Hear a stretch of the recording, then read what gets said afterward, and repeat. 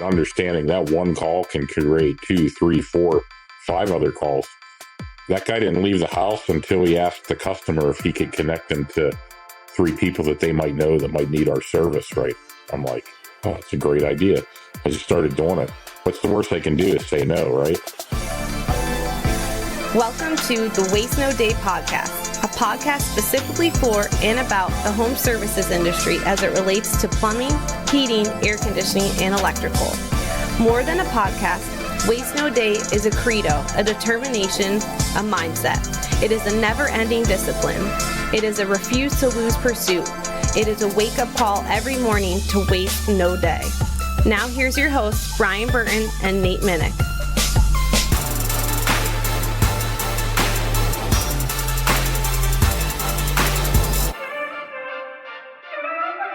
Hey, welcome to another episode of the Waste No Day podcast. Your host, Nate and Brian, hanging out with you and looking forward to a great episode. We're bringing on the show Mr. Jim Leslie to talk about squeezing the gold out of every lead. Seems like a perfect time of the year to really be focused on making sure you're maximizing the leads that you're getting instead of trying to scrape for the scraps. We're going to have a good episode and talk about that whole concept with our conversation with Jim. But before we get there, we're going to start off with an introduction, and we're going to look to Brian to give us a quote. No tree becomes rooted and sturdy unless many a wind assails it. For by very tossing, it tightens its grip and plants its roots more securely. The fragile trees are those that have grown in a sunny valley. Seneca. A little growth through struggle here this morning. I like it. Yeah, buddy. We're going to be all about that today. This morning, as it were, as most people are listening, I think. Mm-hmm. Bright and early, right? Yeah, I posted a video on Facebook of me benching the 100-pound dumbbells 3 or 4 times on the incline bench. And for the most part, like, people are like, awesome, good job. And the post I made was about like the end of last year, which would have been 9 months ago, something like that. I benched the 120-pound dumbbells on the incline, but I'm kind of nursing a shoulder and knee. It always goes in and out of bothering me. And when I go to bench the dumbbells, I plant my heels and kind of push off on my heels. It's just as part of the bench, And I'm like, just posted, like, working my way back up to the 120s. I want to hit them a good number of reps, 3 or 4 or 5 times before I hit 50, because I just turned 46. And maybe even get to the 130s, which I've never done on the incline before, but that would be fun. But I'm just working my way back up there while doing some quote unquote shadow work, which is a Carl Jung thing. If you ever read Carl Jung's old writings, working on integrating the shadow.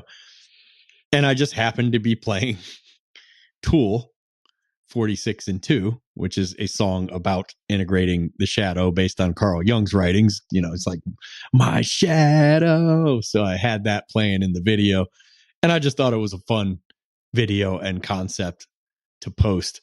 And inevitably, based upon your very accurate rendition, I know exactly which song that is now. Yeah, I would play it, but we'd get, I don't know, deplatformed or something by Apple for copyright infringement. I don't know what they do. Yeah, because Tool's worried about the dozens and dozens of listeners that would hear that. I don't even know what they would be worried about, even if it was 1 trillion listeners. Like, we're promoting someone's song, but it's just that, Listen, bro, something I love you, but that was not a promotion of that song. Okay. No, I meant if I actually played the song. But there anyway, you go. So inevitably, there were some haters who just, jump on anything and find a reason to be angry at it or whatever. And like 5 different guys, and I'm not going to read them, but I read Nate, the comments, just post things like, weight's too heavy, forms off, like these kind of things, like, oh, you're just going to tear a tendon, like maybe seeing me. And on the 3rd or 4th, however many reps I did on the last one, there was like a little bit of struggle, and I was struggling, but I'm like, I'm putting it up, man. I'm locking my elbows because that's how I lift, And it was funny because the guys that jumped in and had a bunch of criticism for me, I'm always just like, I was talking to my team about it this morning. I always try to say, like, when it's the form police or telling you like, hey, calm down, I always want to go, give them the benefit of the doubt. I like the comment. I'll throw something in there. One guy just said, less weight, bro, or something like that. And I said, I like the comment. And I said, well, I'm not trying to get less strong. So thank you, but no. And then someone else said, it's not about getting strong. It's about the injury you're going to incur with, that much weight. And I'm like, well, and I didn't say it, but I'm like, I click on the picture and, that guy's not lifting 100. He's not even carrying a 100-pound dumbbell. You know what I mean? And I'm like, that's a lot of weight to you. That's not a lot of weight to me. I'm catching back up. So right now it is. But it was funny because a lot of people, the positive people in the comments said like, nice job on that last rep, because you could see me struggling with it, but I'm not getting it, right? Whatever the reps I set out to get is what I'm doing. And I didn't post that part, but when the time came and it was a little heavy, I drop them. Like, I'm not risking injury or anything. Like, you're risking injury by struggling with heavy weight. And this is kind of what I wanted to talk about today. And it's largely based on Fyodor Dostoevsky's writings, Crime and Punishment being a big one. And I can't remember the name, I can't remember the name of the other one, but for crying out loud, why don't I ever write this stuff down, bro? We gotta get our stuff together here, right? I mean, why start now? 5 years in, there's no reason to start now. When I say we, obviously, I'm not going to be doing the research and the note taking, but one of us should. But it's loosely based on his writings about suffering. And I talked a lot with my team this morning, and I wrote a lot for this because I had already been writing quite a bit on this topic of just the kind of utter lack of willingness to suffer that seems to be getting more and more prevalent.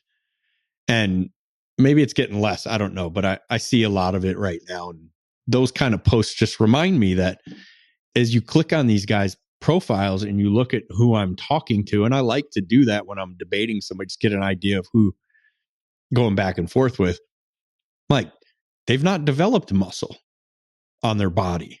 And I'm like, yeah, why is that? Because to develop muscle, you have to break it down. It doesn't just develop because you really want it. The brothers Karamazov, thank you, Nate, looked it up and held his phone up to the screen so I could see it. Yes, that is the one. He's written a lot of things. I'm glad you came up with that one. But that, to me, was the game changer, really. And I recommend anybody try to power through that book. So it's a lot about the human condition, and a lot of Dostoevsky's probably considered one of the greatest literary minds in history. He's so well studied, and his works were just insane. And he lived a life of wealth for a short time as, well, what was he? I'd say engineer. I want to say it was an engineer, something in Russia back in 1800s, was it? 1881 is when he passed away. Okay. Yeah. And then maybe the mid 1800s. And he lived for a short time, a life of wealth. And then he was arrested because he was hanging out with some guys that were too bright and that were questioning things, the way things were going in the Soviet Union back then, or whatever it was. And he was arrested and sentenced to death. And he didn't get executed. They turned his sentence into hard labor or whatever. And he was sent to Siberia to work in a prison camp. And most people died working at these places because they were so brutal in the winter and the way they treated you. But anyway, that's who I was thinking of when I was thinking of this concept of like, don't struggle too much. Like, you're just going too hard, you're going to hurt yourself. Dude, I work out to hurt myself. And I mean every workout. And I'm trying to break down muscle tissue. I'm trying to achieve progressive overload every time I work out, a little more weight or a little more reps than last time. I'm trying to become better at working out every time. I'm trying to become a better leader every time I lead. I'm trying to be a better speaker every time I get on a stage or in front of a new team. Trying to be a better dad every interaction I have with one of my kids. And I'm trying to be a better husband every interaction I have with Amelia. Everything I'm doing, I'm focusing on a new PR. What's a PR mean, Nate? Personal record. Yeah, I'm trying to hit a new PR. I'm not competing against anyone. I don't post on Facebook with the dumbbells to be like, Look, dude, I work out with people who cry laughing at 100-pound dumbbells, right? Like, I'm not posting it to say, haha, I lift more than you, and to anyone, because that's not who I compete with. I'm trying to set personal records. I'm trying to get stronger in every aspect of life. So I was just thinking, there's this lie floating around today that's eating people alive. And the lie is this: it's that life is supposed to be easy and without struggle. And Dostoevsky, the guy who wrote Crime and Punishment and the brothers Karamazov, would laugh at that. He knew the truth. And the truth is that we're not built for comfort. We were created for challenge and to take on bigger and bigger and bigger challenges. And I want to say one of, but probably the only quote of his that I actually know is that he said, man is sometimes extraordinarily passionately in love with suffering. And at first that sounds like kind of twisted, but what he's really saying is that deep down, we need the struggle, because without it, life becomes meaningless. And if you think about it, when was the last time you felt truly alive? Was it when everything was super easy and comfortable and the only thing you had to worry about was what show are we watching tonight? Or was it when you were in a fight for your life or for your health or for your family or for your business, or you're pushing as hard as you've ever pushed to have the biggest month you've ever had, or even just to have the best month you've ever had in terms of reviews?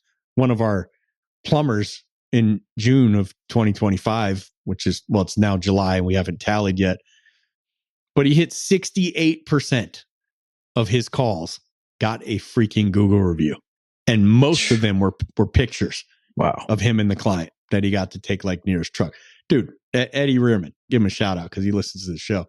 Eddie hit 68% of the people he met. Now, that's higher than his conversion rate was. So what does that tell you? He had people that said no and still got a review. Yeah. Still filled out a 5-star review for him. The dude went after it. And our whole team performed at a super high level. I think we got 25% of the doors we knocked on left a Google review, because we decided that we are going to just flip the script on our Google account and go crazy with reviews. But I mean, when's the last time you felt really alive? When you were going after a hard goal or something? Dostoevsky also wrote, man is what man believes. And that's a weapon if we know how to use it. If we believe we're made to avoid hard things and to be comfortable, our lives will shrink to the size of our comfort zones. But if we believe we were made to take on challenges, which we were, then every obstacle becomes proof of our purpose. And that's where Jordan Peterson really dropped the hammer for me, because I read a lot of Peterson as well. He said, this was crazy, we have to be careful, because when we feel sorry for ourselves, there's a temptation to take it one step further, one step too far, and start to extract pity from other people. And if we do that, we've lost. We've traded our strength for sympathy. And that's not who we are. We don't want pity. We want progress. We don't want someone to rescue us from the mountain. We want to learn how to climb it. People who break records, build empires, lead movements, choose their suffering. They pick a hard thing and they lean into it until it feels easy. And then they pick a harder thing. The challenge becomes their training ground. The pain becomes the forge that turns them into something dangerous in the best way possible. And it's like these guys posting, it's like, you think a weightlifter gets stronger by avoiding heavy weight because it's dangerous? Like, does a technician get great at sales by avoiding the tough clients? You think a leader gets sharp by hiding from conflict? Nope. Every skill you admire in yourself or anyone else came from walking into the fire instead of avoiding it like we could have. So let's get practical. this week, let's stop asking, how can I make my life easier? And start asking, what challenge can I take on that will make me stronger? And for the people listening to this show, oftentimes that can mean calling back a client who said no last week and giving it one more go. For some, it's making the sale without discounting a penny. And for others, it's showing up to the gym when we'd rather stay asleep. Or just putting the gym on the calendar. Put it on the calendar. But you'll find when you stop running from resistance and start chasing it, that your life starts to expand in ways that comfort could never offer. And I've lived both lives many times. And I know the difference between the false peace that ultimate comfort provides, where it's just not dangerous, but there's no feeling of win. There's no feeling of conquering or championship. And it's just so much worse than death, ultimate comfort. It's like that, what Jordan Peterson always says, do you really want to be a guy on the beach being fed grapes? You want to be a grown infant? That's really what you want? But the comfort can never offer what like conquering can. And you'll start to see the truth in Dostoevsky's words, that maybe we don't just survive the struggle. Maybe the struggle is the whole point of existence. Because the mountain isn't in the way. The mountain is the way. And we were built to climb it. Love it, Brian. It's a good word, especially considering the nature of this podcast, and just really doubles down on the idea of wasting no day. Not just in, wasting the day in accepting the easy and the comfort, but wasting no day in striving towards the struggle, pursuing the things that are difficult, choosing the hard and running after it. And I'm sure we'll be able to kind of conceptually talk about that idea with Jim today, as sometimes one of the hardest things in business is really valuing the leads and getting the most out of them that you can. That can feel really hard, especially on some days when that schedule is really light. And so we'll talk more about that in detail with Jim Leslie in just a minute. But before we do, it's time for us to highlight one of you great reviewers who's taken the time to share your love with us. Brian, who are we talking about today? Yeah, we're going to talk about Frank. But before we do, what are we having Jim on for when we're talking about Home Service Freedom, right? The Home Service Freedom event. The Freedom event was one of the first, probably outside of the Authority Brands Conference, that we go together to every year for last decade or so, Nate. It's the first outside convention we've been to, right? At that time, it was called Vertical Track. But we came out here before I lived in Arizona. We actually flew out here to Arizona to go to what is now Home Service Freedom. That's and right. It was, man, what a freaking experience it was for us, right? Sure the was. People we got to meet, the people we got to rub shoulders with, met some fans of the show outside of a place where what was kind of like our bubble in the Authority Brands network.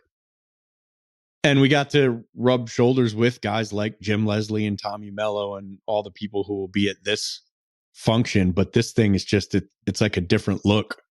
For me, it always is.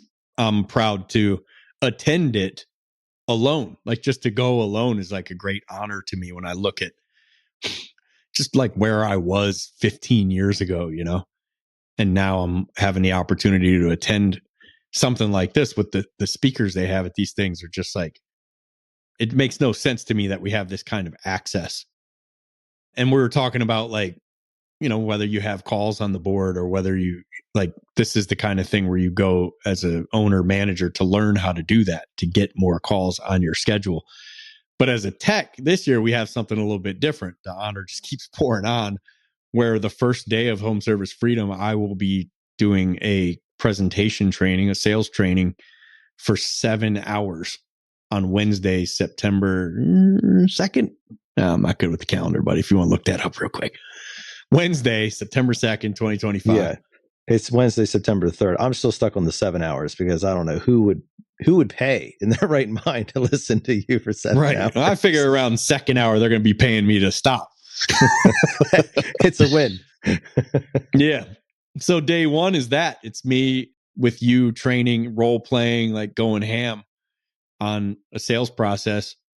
And then day 2 and day 3 are the juggernauts of our industry. Tommy, Jim Leslie, Ellen Rohr, Ken Goodrich, Paul Kelly built the freaking, I don't know, $250 million out of one shop or whatever it's going to do this year. And Josh Kelly's dad. Leland Smith, service champions, like all the goats of the industry are in this one place. And then they're going to have Donald Trump Jr. speaking and Kevin O'Leary, Mr. Wonderful, who I can't get enough of that dude lately. He's just like got me thinking in ways that I've never thought before, Kevin O'Leary. But all these people on this stage, one after another, just pouring into this community that's the home services and the skilled trades. And I actually, Jim, Tommy, they didn't contact me about doing an episode like this. We had never had Jim Leslie on the show. And Jim Leslie did a Wiser Wednesday for us, I don't know, what, a month ago or a couple months ago or something like that. And the feedback was phenomenal. And more people reached out to me afterwards with more questions for him than I had gotten on any Wiser Wednesday before. If you don't know what Wiser Wednesday is, every Wednesday morning at 7:00 Arizona time, I train for about 10, 15 minutes and then bring on a trainer, an industry trainer like Jim Leslie and Tommy Mello. All these guys have been on. And we just do a Zoom training for an hour. And it's free. And anyone can get on, no matter where you are in the world, onto this link. Just email me your email address at service@wastenoday.net. Service@wastenoday.net. And we have like 400 or 500 emails added to it. It's a little tough time in the day, depending on where you are. But usually we'll have 70 teams and individuals zoomed in for this training every Wednesday morning. If you want to get on, shoot us that email. If you want to know more about anything we do, just shoot us an email there, service@wastenoday.net. But if you can check it out, and it's not too late, by the time you're hearing this, September 3rd, you said? Wednesday, September 3rd. That's right. Wednesday, Thursday, Friday, September 3rd, 4th, and 5th. Check us out at Home Service Freedom. But enjoy the show. Frank, owner, West Fair, WA. Didn't finish. I've been listening to this podcast for about 6 months, and it has made a huge impact on my life and my business. I appreciate these guys so much because they cover so many ways to better your business, your process, your appointments, and ultimately yourself. It makes me feel like I'm not alone in some of my struggles as I try to grow my family's plumbing and water filtration business to 20 plus employees. It's a grind every day, and the Waste No Day podcast is there for me like a therapy session every morning when I'm hitting the gym. I'm finally adding HVAC to my services for the beginning of next year, so I'll definitely be listening to every episode. Maybe twice. Haha. Thanks again, fellas. Appreciate you both and all of your guests. That's from Frankie2244. Sweet. Love it, Frank. Yeah. Frankie. Appreciate it, buddy. Yeah, man. Man, I feel like we've read that one before. It does seem a little familiar. It sounds Either that or there's familiar, a lot of people starting HVAC businesses as plumbers. Start bolting onto their plumbing and filtration business. It feels, you know what the problem is? It could have been last week's episode, but we recorded it so long ago, we'll just never put that together. But hey, you know what? That was one of those reviews that was so good. We're reading it twice, baby. If not, we're reading it for the first time. Either way, Frankie, we appreciate the shout out, appreciate the love. If you're so inclined to give a little back, that is how you can do it.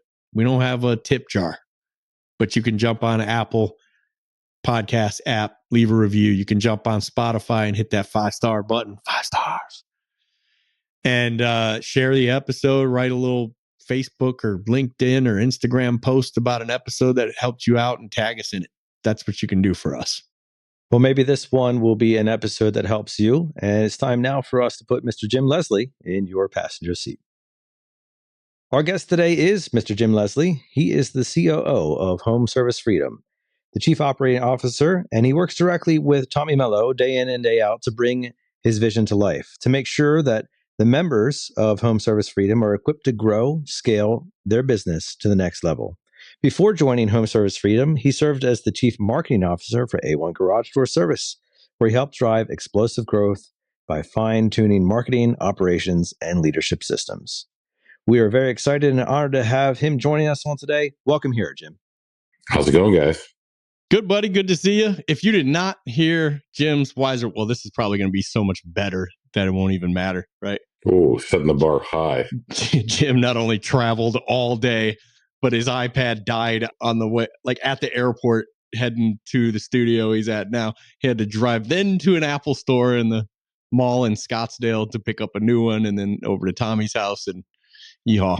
You want to talk about not wasting a lead? Have you ever been to an Apple store, right? Like I go in and I couldn't even figure out who worked there, let alone get somebody to acknowledge me and come help. And I'm like standing there. I finally started waving a credit card in the air. So. I was on the phone with him. He's not kidding. He's like, how do you get someone to help you here? Like, wow. Yeah, we need the Apple store people to be on commission every now and then. Right. Well, it's good to have you on, Jim. And what Brian was saying there, I think he didn't actually finish the thought, is that you were on Wiser Wednesday, which is an awesome training feature that is kind of in tandem with Waste No Day a couple weeks ago, and great feedback on that episode. If you're interested in watching it, you can join the Blue Collar Closer Club and you can watch it there. But we're excited to talk to you today about squeezing the gold out of every lead. And this seems like a very important topic, especially for a lot of our listeners who are going into probably some shoulder season and where the leads aren't quite as plentiful, and we're not just, tripping over ourselves with clients who are asking for our services. So it's going to be a good conversation. But before we get to that, Jim, maybe you'd be kind enough to give us a little bit of your backstory and what got you into what you're doing today. Yeah, that's a long and winding road. I'll keep it brief, but I grew up in a family that had a trades business, and my dad said, you got to go to school. You don't want to work out here like I do. In hindsight, that was a big mistake because took a detour through college, got out, couldn't find a job, ended back in a trades business. So, I was out in the field. I was in kitchen and bath remodeling initially, but, installing cabinets and kitchens and all of that good stuff for a number of years. Owned my own business for a while. Moved on from that, became a CEO of a company that basically did, call it industrial windows. And from that, then met a guy named Tommy Mello and worked at A1 Garage in a number of different roles, but primarily marketing. So I kind of have a unique vantage point. A lot of marketing folks, didn't start out, in the truck, so to speak. And so, I've kind of seen both sides of the coin, right? How the leads are generated, and how they get worked in the field. So that unique perspective, I think, gave me a lot of insight down the line. So I love that. And you're so right that, I've listened to the efforts of many a marketing company over my years in the trades business. And you're absolutely right. A lot of backgrounds are coming out of college no disrespect to that, but it is different when you have a background that is coming out of the trades and you learn the marketing side on, as you said, the other side of the coin, which is very interesting. I think our listeners will find that particularly helpful in today's conversation, because as you know, most of our listeners are on the trade side of things and probably know very little to care very little about marketing in general. Again, no disrespect, but the two fields are not necessarily synonymous. Yeah, and I don't, it's not this way in every company, but I know, just being in the business for a long time, sometimes some companies, there's this adversarial relationship between, the guys in the field and marketing, right? Why aren't the leads any good? Or why don't we have enough calls? What's going on, right? And at the end of the day, everybody's trying to do their job, and marketing, they win when they generate great leads and set up great calls. But their budget and ability to do that is dictated by how well those calls get run, right? Do they have good close rates, good average tickets, right? Because those marketing dollars have to be used effectively. So it's kind of like a two-part, it's a two-way street, right? It is a bit of circular logic, unfortunately, Jim. And so I want to start off with the hardest question perhaps you'll get all night, which is, which comes first, the calls or the revenue? Oh man, that is tough. It's like the chicken or the egg, man. Yeah, I mean it's all interconnected. I mean, when I worked in the marketing side of things, I always said, he who can pay the most for a call wins, right? You'll hear a lot of companies and contractors saying, all the leads have gotten so expensive, I can't afford this marketing channel, whatever, the leads cost too much. And we were able to do that because we were able to maximize the calls really well, high average tickets, good conversion rates, all of that stuff that let us generate more jobs because we could effectively pay more for it. So I can't pick one over the other. I'm sorry. No, I hear you. And it's tough because you're exactly right. A lot of times there's an adversarial nature to those two departments because if there's not enough calls, then it's marketing's fault. And then if there's not enough conversions, well, then it's the technician's fault, and round and round and round we go. So I want to ask your perspective because you certainly have an interesting one growing up through the trades. When you generally interact with tradespeople or you hear their perspective on marketing and leads in general and all of this kind of often negative views of things, what are some of the misconceptions that you wish you could re-communicate to people who've been in the trades for a while that maybe have gotten a little jaded towards the marketing department? Yeah, I mean, marketing is effective when a job gets sold, right? Like that's the handoff, right? At least the way that I looked at it. I mean, it's you know one doesn't happen without the other. So misconception. So I think some general ones, at least, in my experience, would be like, well, just get more calls, like, I don't know, there's got to be like a magic bucket full of clients who need our services. Just go tap a hole in that thing and start filling the board, right? Like it's easy. Yeah, I mean, part of it's demand driven, right? Plumbing, HVAC, electric, garage doors, those things. You're sort of waiting for something to break. Some of it's driven by weather, right? So there's definitely fluctuations in those things that nobody can control, right? But beyond that, yeah, it's not just hit the easy button, and it's gotten infinitely more complicated even than 5 or 10 years ago, right? You have all these different marketing channels, almost specialists in everything: PPC, LSA, GMB, direct mail, on and on and on, right? So it takes a lot of work to pull those levers. Yeah, it sure does. And that's why I think the emphasis of the show today is squeezing the gold out of every lead, because if we're not careful, it's easy to think that there is an infinite supply of leads. And so if you don't get this one, well, there's always one behind it. And while that is a very optimistic viewpoint, and there's certainly a level of benefit that comes with, hey, some will, some won't. So what? Someone else is waiting. That's an old Sandler trope. There is relevance to making sure that you maximize the lead that is in front of you right now, because the fact is that leads are finite and that there's only so many of them. And not only is there only so many of them, the cost is not always the same, meaning that not all leads are created equally, both in quality as well as in quantity, as well as in how much it costs to acquire said lead. So when you think about it that way and you think about squeezing the gold out of every lead, what is the mindset that you think a technician should be in when they have that opportunity presented to them? Yeah, I mean, I'm thinking back to when I sold in the home, right? I not only in the remodeling trade, I sold roofing actually for a one call close company, right? And it was like I was on that job until I either left with a contract or until I knew there was no possible way that I was getting it right. I was going to go for no 7, 8, 9 times, right, and maybe even 10 or 11 on my way out the driveway, right. With that company, I wouldn't get paid if somebody else ran the lead as I left, right. So I had no option, right. And I think that's the mindset: is like, I'm here to serve this customer. Let me do everything I possibly can to present a great solution and make the sale. And so many customers have indecision when it benefits them to make a decision faster, right? There's a problem with the system and it's just degrading over time, or there's a safety hazard and they're like, oh, I don't know. And I think a lot of times in the field you get scared of like asking just one more time, like, oh, I don't want to be pushy, right? But sometimes people need help making decisions in their own best interest. That's what I always found, and just sort of reiterating where things were at and asking one more time. was always my mindset.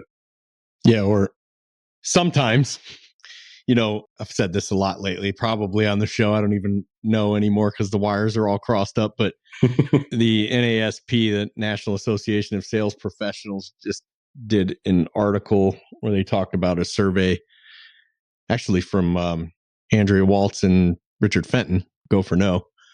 Something they conducted, I guess, that said that 85% of sales presentations in the United States these days end without a person being asked to buy once.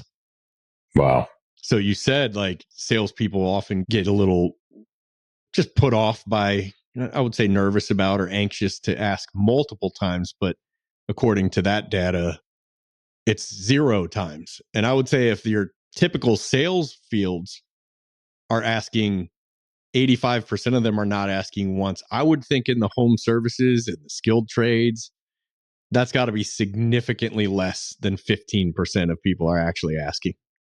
Yeah, I think it's a mindset thing. One of the companies that I worked with, they stopped calling them sales technicians and started calling them solution specialists, right? And the idea being, we're not here to sell you anything. We're here to solve your problem, right? And when those guys flipped their minds, flip that switch on that mindset that like, oh, hey, I'm not here to sell you anything. I'm here to solve your problem. At least they were working to present a solution and get a commitment because it was in the customer's, best interest. So, yeah, just, if you need those kind of games to politically correct mind games for yourself as a tech or a rep, it makes sense if it bothers you to be thought of or known of as a sales professional, then cool, then yank it out. But understand at the end of the day, this is literally what we're trying to do, right? And the issue is we're looked at as some kind of nefarious scoundrel when we look at ourselves that way. But it's no different than the fact that in February, we're probably going to see each other at Tommy's house to watch the Super Bowl. And everybody's favorite part of the Super Bowl, especially if the Eagles are playing, is the commercials, right? And what do they do? The Eagles are Nate's team, if you didn't know that, Jim. Mm-hmm. And Go Birds. What do you see during the commercials? What is every company that buys ad revenue or that spends revenue on ads during the Super Bowl trying to do? Nate Minnick, what are they trying to do, buddy? They are trying to sell you their product or service. What? Get out of no way. They're freaking horrible people. Like, how dare they be salesmen when I'm just trying to sit here and watch a football game? Now, they have a better PR agent than the skilled trades do for sure, because all we look at it as is entertainment, but they are literally spending that money to sell. You said salespeople are looked upon like scoundrels.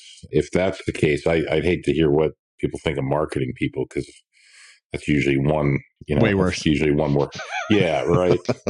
One. Trying to be sensitive to my marketing friends out there, right? But when I'm teaching on this, I often just say, look, marketing's communication. You're just trying to communicate the value of your company, what they do, right? And what you do well and how you can serve the customer. And that's all it is. And sales is just an extension of that, right? Presenting the solution and just asking for a commitment. So that's it. And then hopefully asking a couple more times. The example of the Super Bowl, the lesson learned there is people tune in just to watch the commercials, right? There's people that don't watch the football game that want to see what the commercials were. Why is that? It's because they tell a great story and they're entertaining, right? Mm-hmm. You can do the same thing when you're in the home, right? Like, you don't have to go in with a scowl on your face and like, oh, I'm here. All right. Here's your 3 options, right? If you're having fun, like the customer is having fun. And if they're having fun, they're buying.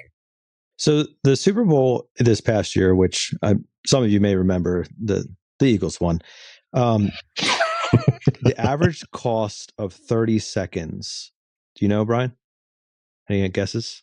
I would guess $4 million at this point. Average cost was $8 million for 30 seconds of airtime during the Super Bowl. Which means that, somebody, some math genius and some marketing person got together and figured out that there's supposed to be a return on that investment at $8 million for 30 seconds. for the amount of viewers and the, what's going to happen and the PR storm that happens after it, and hopefully the upsell and tickets and, everything else that goes with it, right? When you think about it, that perspective, the leads from that advertising company or from whoever is putting that spot on the Super Bowl, they have placed a significant value upon the eyeballs that are going to see that ad. And while you may not be, and your company may not be spending $8 million for a phone call for your plumbing services or whatever trade that you're in, there is a significant value to it. In your eyes, Jim, is there too much value that a technician can assess to a lead? Like, is it possible to overdo it with value? I think we can certainly talk about how you can treat a lead too flippantly, like, oh, it's just, it's just another client, whatever, and no big deal. But can we go too hard the other way? I mean, not in my book. I mean, I guess if you're going to be there like, 10 hours or something for a dirty filter, maybe that might be too extreme or something, right? But no, I mean, when you get a lead, most companies, the best in class companies are often communicating the value of the lead to the technician. Not everybody does that, right? But you don't know what it costs to generate it, right? It might have been $300 or $400, right? So, treating every call as if it's a bag full of gold bars. I mean, that's how I would look at it, at least. Do you think there's pros or cons to, like, what if we would actually transfer that information to every technician running the call? Like, this garage door lead cost us $550, or this plumbing lead cost us $76. Do you think that'd be a good idea or a bad idea, and why? The companies that I see doing that, it's usually just they've carved out a certain class of like high dollar leads or higher cost leads. When you look at the marketing mix of all the different ways that you can advertise, they all come with a different cost, right? And the most expensive are going to be pay-per-click, LSA, that type of stuff. There's also speed to lead considerations, but they usually just tag a job that, hey, it came from one of these higher dollar leads. I don't think I'd tell them, hey, we got a free lead here, right? Because maybe somebody might not treat that one with the same respect, right? But the reality is, like, in the marketing end of things, you're counting on an average conversion rate across all the leads, and you spend more for some and you get some cheaper. It balances out to your budget. So I don't know that I'd necessarily tell them, hey, we got free calls from a yard sign here, right? Yeah. I think I agree with you. And yet I do find that historically there is an undervaluing or an underestimation of how expensive leads really are. And so every once in a while, even at our company, we'll do like a training or just at least a brief awareness that, hey, average cost per lead for HVAC in our market right now is this. That way, at least the technicians understand, hey, it's not like these leads are $2 a piece and we're just plugging the holes because we don't feel like spending $2 more. No, it's like these leads are $200, $300, $400 sometimes. And there becomes a real cost analysis whether it makes sense at our current average ticket to even go buy this lead, Yeah, sometimes too, especially pay-per-click, when you really dive into an account, you have all these different campaigns and keywords and what triggered them and what were the budgets and blah, blah, blah, blah, blah. And you really dig in and you find like, oh, there were 2 leads last Friday that we paid $800 a lead for, And the worst thing for me is to go back and say, well, man, what happened on those, and listen to call recordings and, find out that nobody, was giving them the attention that they deserved. So painful. It is painful. And I understand it's the law of averages, but it's also the law of analysis too. And there has to be a return for the investment, which is a whole thing in marketing. I won't bore anybody with those details. But because there is an undervaluation for how much leads are, I think it's important to have this conversation and talk about the fact that leads, not only are they valuable from a quantity standpoint, and how many of them you're going to get. Some companies, some of you guys listening right now, you might not be running a lead today because there isn't a call on the board. Like, there's nothing for you to do. You might be on standby and you're burning some time, listening to Waste No Day. Good choice. All right. Which means that you have to make a decision that every call that you go to has value, not only because you get to serve a client, but also because you get to make a paycheck. That's your opportunity to go make that paycheck for the day, right? Perhaps for the week, depending on which industry you're in. And so, Jim, as you think about even your journey through the trades, and like you were slugging a saw and a tape measure at one point in your life, what were some of the things that were running through your mind in terms of not only how do I remind myself that there's value? My company paid for this lead, they paid for me to get this opportunity to serve this client, but also like, how can I best serve this client for the most profitable experience for everybody involved? Yeah, as you were saying that, I kind of had a memory pop into my head. When I first started selling in the home, I worked for a company that published everybody's paychecks, right? I don't know if anybody still does that, right? But there was a weekly report and you got to see what everybody made, right? And there was the top guy in the company. He was making like $400,000 a year. That was this was almost 25 years ago now, right? I mean, that's a lot of money. And I'm like, okay, what is this guy doing, right? So I kind of sought him out and talked to him, right? And it was kind of like a revelation. I didn't have to wait on leads for the company, right? He didn't just take the calls that they gave him, right? He knocked on the neighbor's house. I can do that, right? Like I can knock on the 6 doors around the street and tell them that we're working in the area. I can put out yard signs. I can do, all this other stuff. And prior to that, I hadn't thought about it. And so maximizing it, it's, yeah, definitely the call that you're on, running it thoroughly and to the script, but understanding that one call can create 2, 3, 4, 5 other calls. That guy didn't leave the house until he asked the customer if he could connect them to 3 people that they might know that might need our service, right? I'm like, oh, it's a great idea. I just started doing it. What's the worst they can do is say no, right? But oftentimes they come up with 1 or 2 people. Yeah, you know what? I know somebody that needs a new roof or whatever it might be. So Yeah.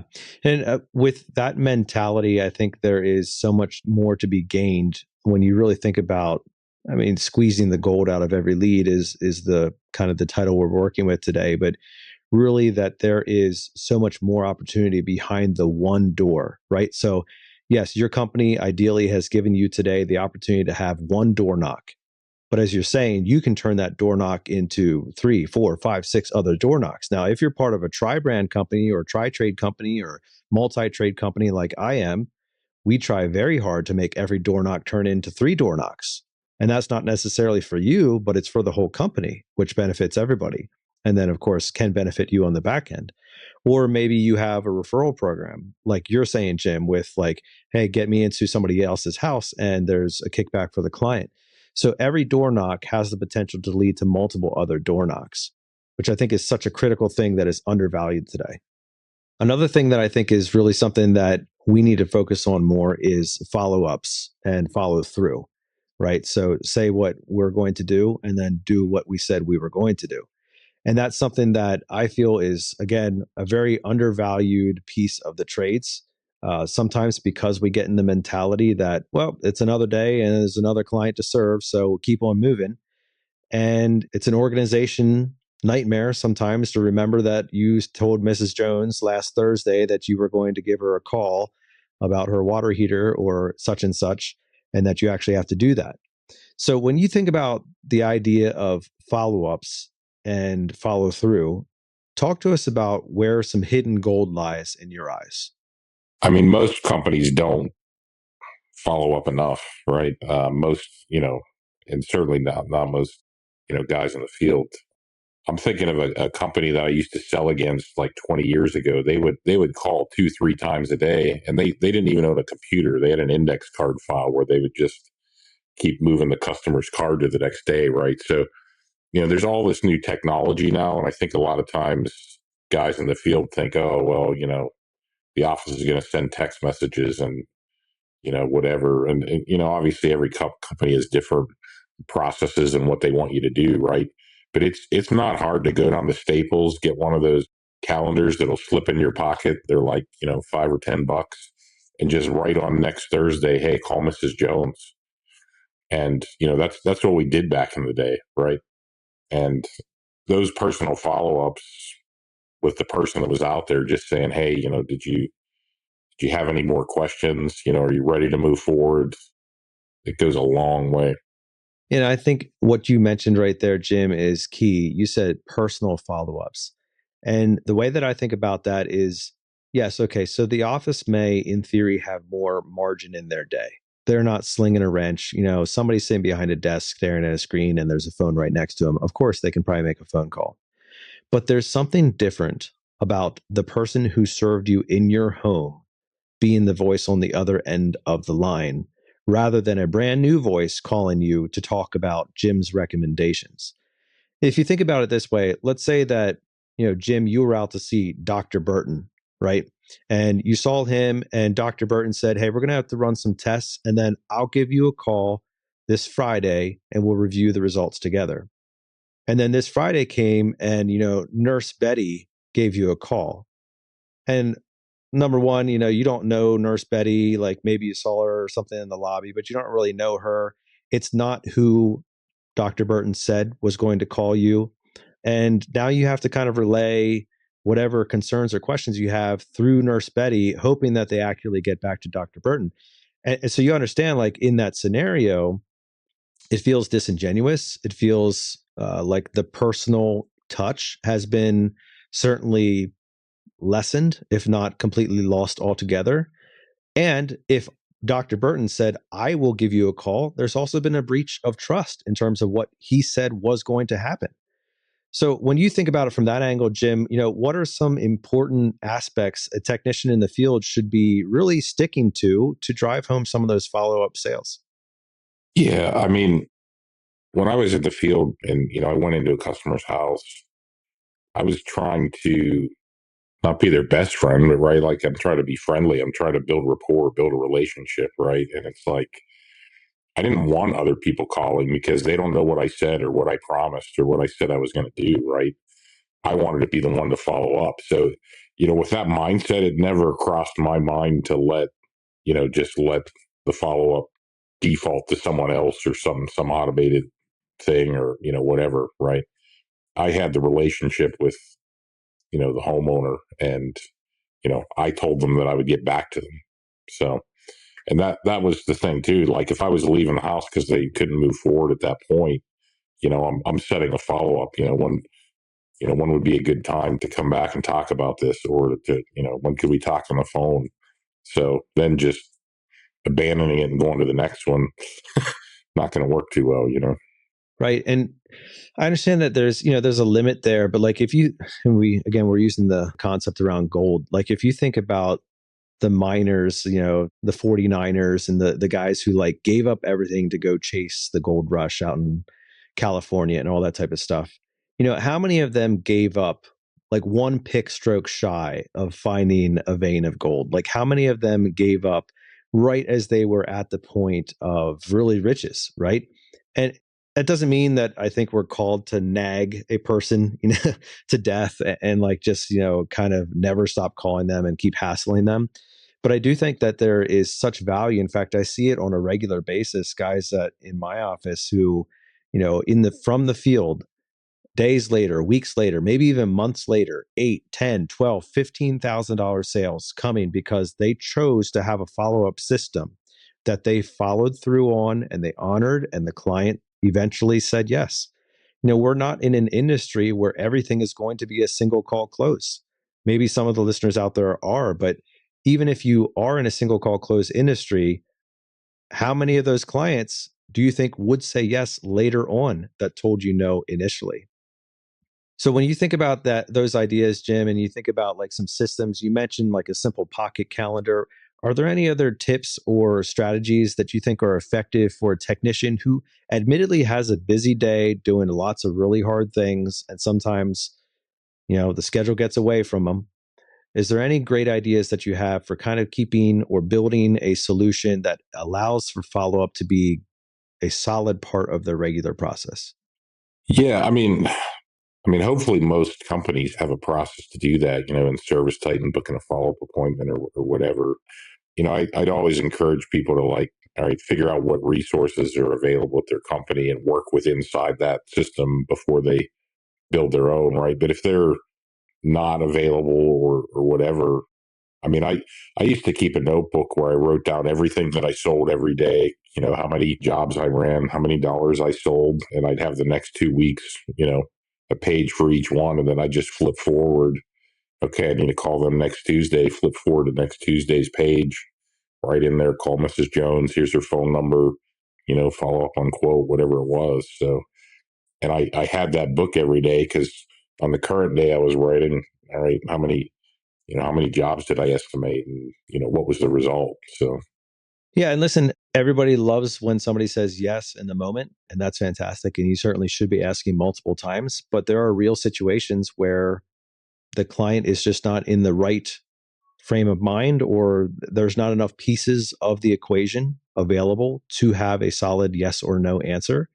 And so I do think, as our friend Joe Crisera talks about, the three options to end a call, right? It's either a yes, a no, or a when am I coming back here as the basic concept.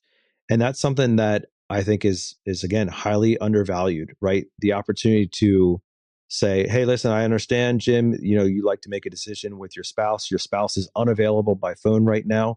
Here's what I'd like to do. I'd like to have an opportunity for the three of us to get back together and talk this over. When would that suit for you and the missus?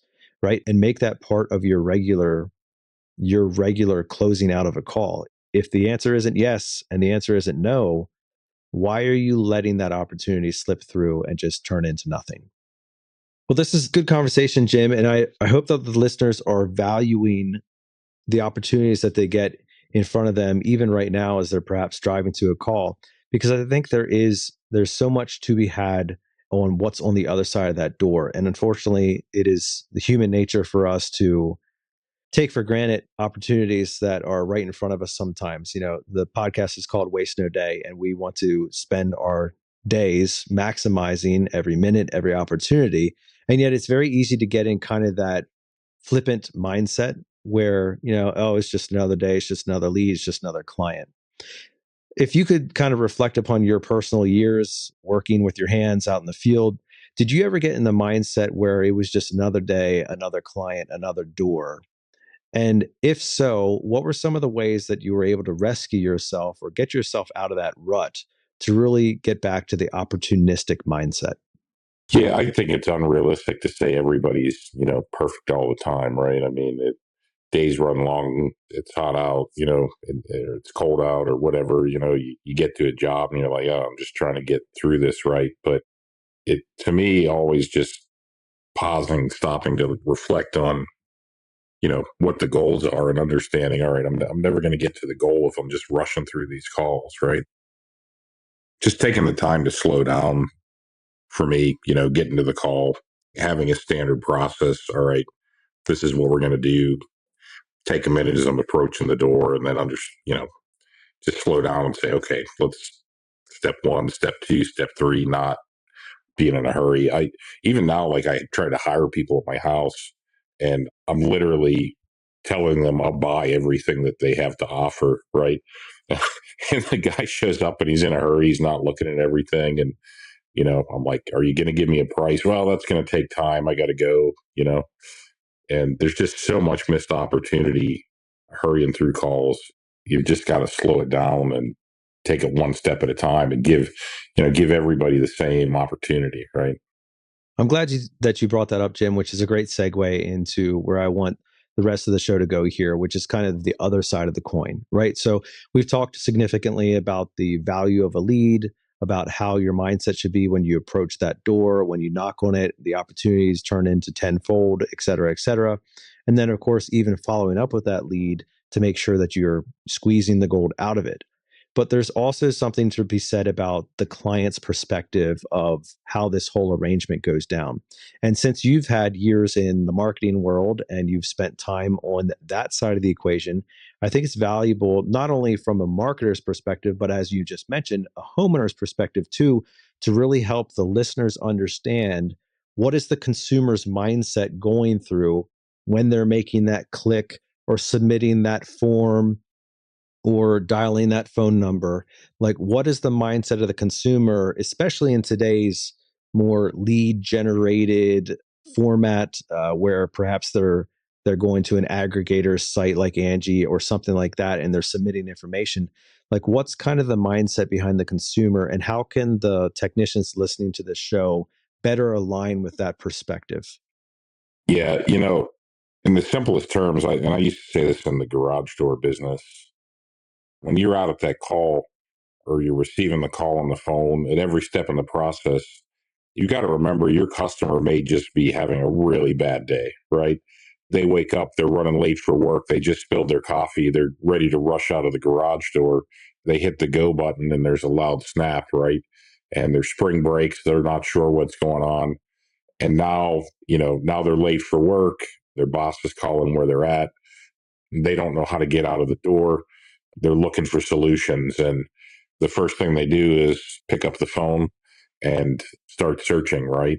And how they come to you, right? Is it through a lead aggregator? Is it through a Google ad? Is it wherever, right? They're a real person with a problem that needs solved, right?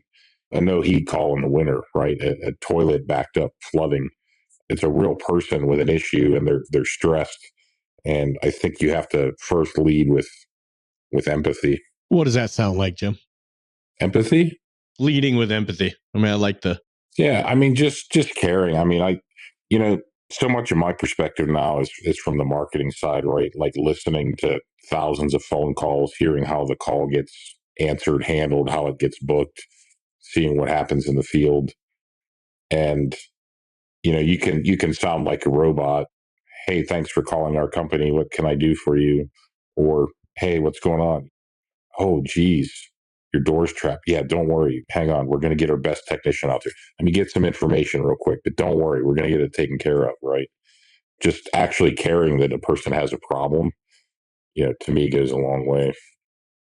You said you started that by saying listening to the call, or the CSR booked the call, listening to that makes perfect sense to a guy like you, as I know. And for those who don't know, Jim is we said it on the intro, but you weren't here for that. You were in the studio lobby waiting for us to call you in, right, Nate? This, of course, $10 million studio we have here. But the refreshments were excellent, by the way. Good. The craft services table that we had rolled out there for you from a couple of our assistants. Yes, we do take care of our guests. The concierge was delightful too. Yeah. How did you like the first class flight here was the question I have. It was excellent.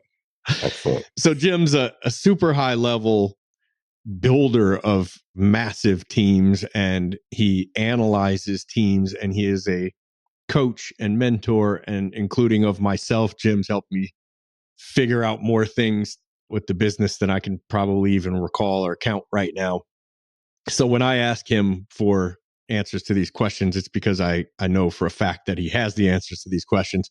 But something in particular that I was thinking about was like, yeah, for you, this would be super easy to listen to a CSR's call and know what you need to hear. And if you don't hear it, course correct. And then maybe you listen to the audio recording or sit down and game up with a tech who ran a call, and by what they're saying, even after the call, whether they handled the call right or not. But when you have a young, and I don't necessarily just mean age, but maybe an owner or manager who's fairly new to this kind of thing, and they don't really know what they should be listening for with their CSRs or their techs, what are some of the maybe 3 bullet point things to listen to from the CSR perspective, booking the call, and then actually having the call run?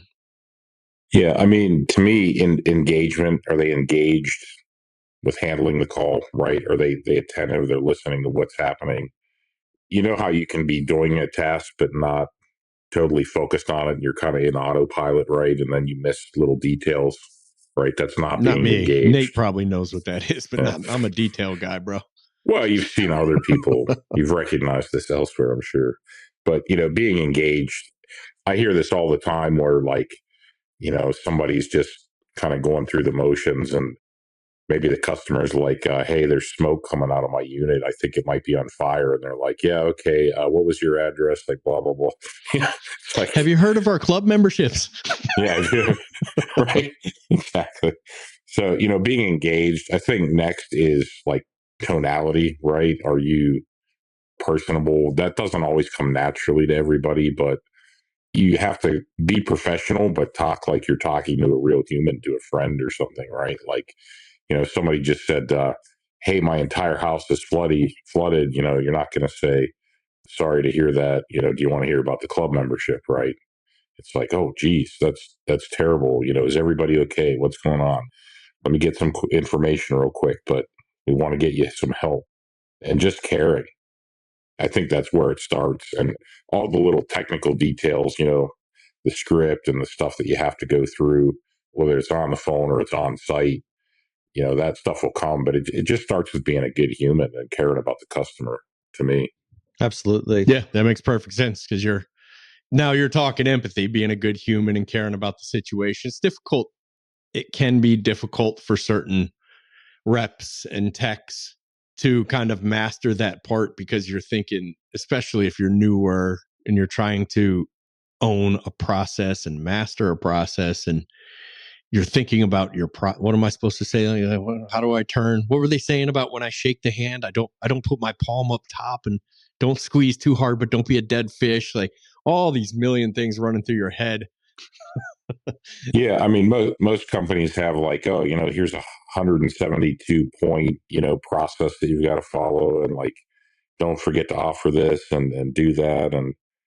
But at the end of the day, you can't throw the baby out with the bathwater. You can't forget you're trying to solve a problem for a real person. And if you don't hit everything perfect on those processes, but you connect with the customer, your results are going to be better than if you don't connect and you get every tiny little detail perfect, but the person hates you because you seem like a robot. Yeah. Or they just, you don't build that confidence or trust. Yeah. Well, Jim, this has been good conversation, and appreciate the mindset that we need to make sure that we're in today.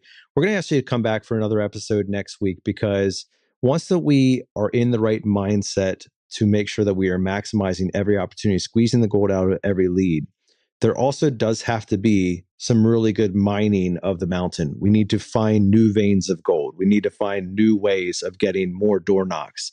And so we're going to invite you back on to talk about some innovative ways or some creative ways of making sure that everybody in the organization, from technician to CSR to whomever, has better ways of getting more call count. You up for that, Jim? Yeah, sounds awesome. Okay. Well, we appreciate you joining us today, and we have enjoyed the conversation.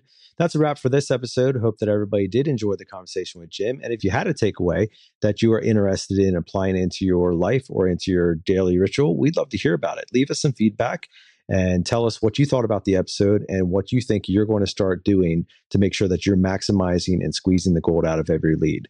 Or maybe if you're humble enough to admit the fact that you've gotten a little flippant with things out there and you have gotten a new perspective or regained some perspective on today's episode about how valuable the leads really are, we sure love to hear about that too. And you can encourage somebody else that you know needs it today.